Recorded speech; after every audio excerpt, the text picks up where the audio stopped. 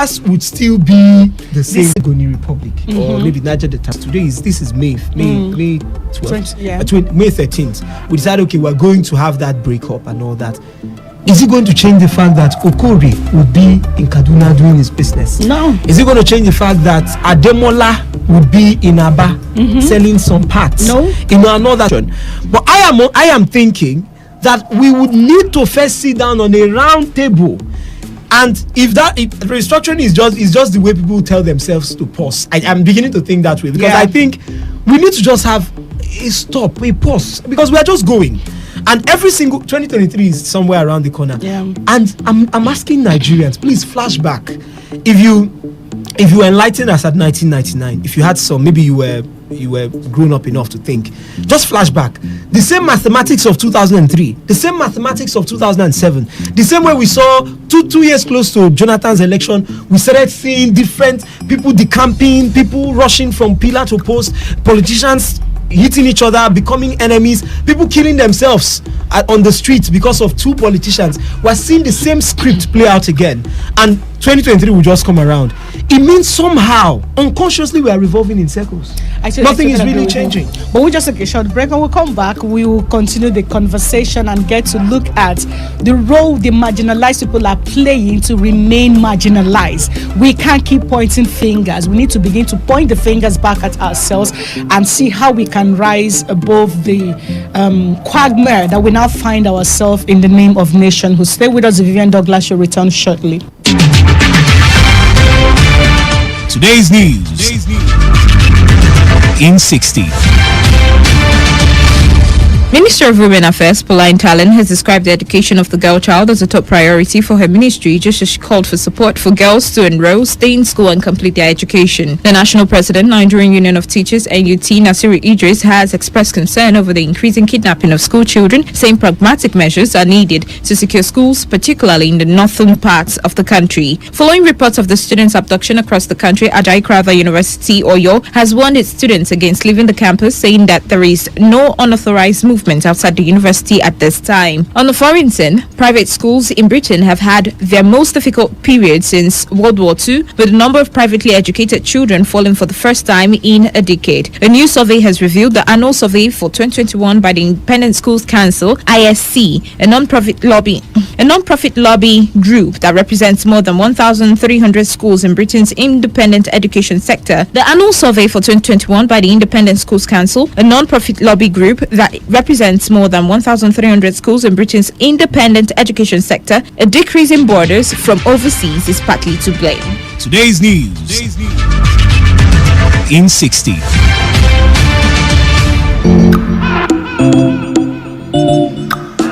Good to have you back. We're still on the Vivian Douglas show, and we will be looking at the marginalized people of Nigeria, and not just to bring it out as, okay, we are IPOB, we are Biafra, we are being marginalized, because like I said, from the north to the south, from to the east to the west, we are marginalized people, and the few people who are taking the lead among us are the ones marginalizing us. So we cannot keep pretending that all is well, or where we are, things are okay. No, we need to take responsibility. Before we took the break, we're talking about how we can begin to take responsibility, and one way that we can begin to take responsibility is where we're going to right now. But before we get to that point, I'd like to bring something to mind here.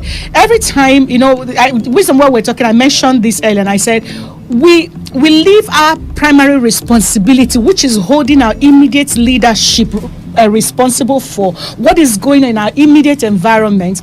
We go to this government at the center, we look at the federal government, and this has nothing to do with Buhari right now. And by the way, I used to be one of those Buhari bashers, but I stopped, because trust me, Buhari's ineptitude, or whatever you want to call it today, has made it possible for us to realize how broken we are as a people. His inefficiency as it is has made it possible for us to see ourselves and see how much need there is for us to begin to fix ourselves as a people. So thank God for Buhari. That time was this man in Lagos, his former deputy, when he was contesting, Tunde Bakare people came up and said that God told that Buhari will be governor, the president, and people were attacking. Looking back now, we're attacking him there, but me now, I'm looking back to say, yes, so God did say that Buhari is going to be president, but it's not for it to be good for us, but for us to see how messed up our system is, and to now to begin to take responsibility if we really want to change. A typical example of this is where we are today. Every time something goes wrong, we look at the man at the center. We did that to Goodluck, by the way. Let's not even look at Buhari. Yes. Because we have failed in our responsibility to ourselves as a people. For instance, who is your local government? You're listening to this show right now. Who is your local government chairman? How much does he get as allocation at the end of the month? How have you driven around your local government or your immediate environment to say, what has this man done with this money? What is he doing with this in this area, in this area? We don't ask those questions. For instance, the governor of a state. I'll give you a typical example.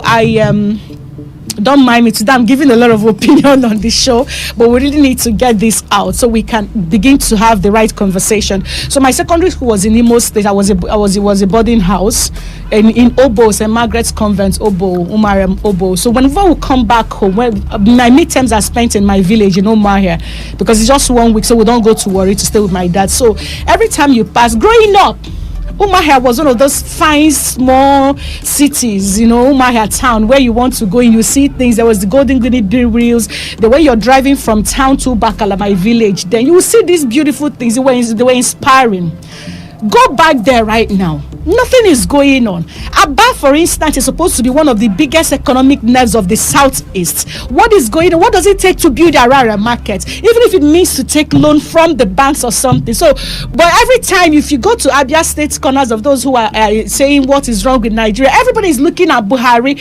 Come on, at what point are we going to say we have a governor who is taking the lead among us? What does it take to restructure Aba? We're not talking about Umahia right now, where the state capital is. What are you talking about? Doing what? I served under one of the governors as a media analyst back then. I knew what the state was like. Go back there today. I don't understand. So when we begin to do these things and we look at it like the man at the center, I don't even want to say Buhari right now, because everyone has their responsibilities or the reason why they are where they are. What are the things we can look back and say, okay, since Zibazi came in as my governor, I have a right to say that. I live in Rivers State, but I'm from Abia State. What is it that we can say, okay, in terms of human capital development? I saw the fashion show they did last year, and I was just sitting, I'm like, guys, like, really, in 2020 or 2021, I don't even remember early this or late last year. These are some of the things we need to begin to question. And this is the allocation you get. What have you done with this? What are you doing with this? Where are the specialist hospitals? If something should happen to any child that needs a special treatment in Abia State right now, trust me, they're going to be thinking of taking that person to another state or out of the country. And of course, where there is no money, the child dies. So we cannot keep doing this to ourselves. Same with Rivers State. People say they are scared of Kodra Governor Wike. I don't know anyone who has Kodra Governor Wike as much as I have, and I've never been attacked. I don't know about other people, but nobody has ever said anything to me like, why would you say this on Twitter, on Facebook, on this show? What have you done? Have you ever asked him, made time to say, Mr. Governor? But you see the same people who are marginalized. We're talking about the marginalized people of Nigeria. You see the same people who are marginalized. They're the same people who are praising these men, even when we know that they are not doing what they are supposed to do. So, speaking of wisdom, let me come back to you. Speaking of the marginalized people, I'm not. It's not funny, but I'm just laughing because I've taken a lot of time inventing my anger. So, speaking of the marginalized people of Nigeria, like I said, from the Almajiri in the north to the child in the Niger Delta who doesn't have access to good water, who doesn't have access to good hospital, to the east, okay, where insecurity is ravishing and all kinds of stuff is going. Go to Aba when you go to Arera Market when it rains, it's an eyesore. To Onitsha, to anywhere you can think about, to the Yoruba land, there are issues across board. Go to Lagos. Why are people running to Lagos? It looks okay. there are too many things that we cannot really begin to point them one after the other. So there are marginalized people across board from east, west, north, and south in this country. How much responsibility are we taking as a people to see that we begin to take responsibility from the making demands, asking questions? Because no restructure, whether cessation or what have you, can actually take place without the lead standing up to say, this is what we want and this is how we're going to make that demand. So how much of the people's responsibility do you think can come into play if restructure is going to go on? Well, or if it's going to be a solution? You've made a lot of salient. Don't mind me, I'm just venting. I'm too pissed off. No, I mean, ordinarily, the people play a major role are supposed to play a major role in a system. What I mean by the people is, because I try my best most times not to separate the political class and the people. But because of the way things are, it looks like the political class or the elite political class, because we have people who are grassroots, they might be in their community, probably they don't even have a dime in terms of cash, but they are something in a political party, ward member or something like that. When you look at the elite political class and the people, with the difference now in view, you want to believe the people have a huge role to play in a sane system. But in our country where you write letters, in a normal country, you write letters, I can count several groups, communities who have written open letters to the governor. I mean, the governor of this state or even Abia State, like you mentioned, whose letters were just received and thrown into the dustbin. So you keep writing and writing, and if you do the same thing over and over again expecting a different result, another definition for insanity. So somehow this political class have been able to, will I say, force their will upon the people, and the people have lost because of, I would say, poverty, greed, and lack of a sense of belonging. Because I feel most people live in Nigeria like they are strangers. And that's why the police can see you on the road and tell you that they are arresting you for wandering. How do I wander in my own country? It doesn't make sense.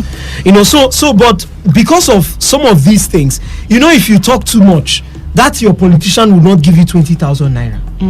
He will not share the normal community PDP or APC largesse that comes every month or every 2 or 3 months. It probably would not get to you. So because of this same poverty, and that's why most times I wouldn't say it's across board. Now, some people like to keep people in darkness. Yeah, sorry to prevent you. Some of these things must continue. Now you have been taking these 20,000, 30,000, whatever it is they bring for you in the name of party